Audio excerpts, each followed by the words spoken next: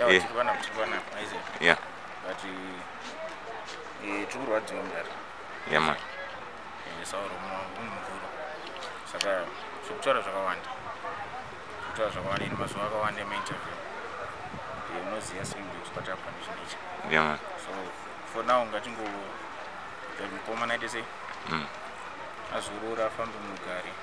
Tine mazuva mazhinji ekuzotaurawo zvakazoita sei. So for now changuva zvinopea respect nechi. Kune mukomana. Because kwandiri Sauro is more than personal. Yeah. So ngatibuche mukomana. Alright. Apa mambonzi kuti pane urungu here wakamira sei? I think post-mortem.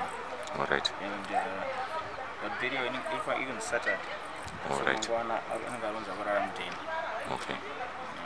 was information about provincial area status something.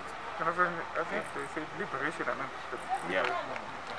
Okay. So those are two things. Alright. Okay. Because kuna COVID chatotunganidza vana pakuchema saka hatitizodzoka tichichema futi kuti vana vanofane COVID pachino. Yeah. So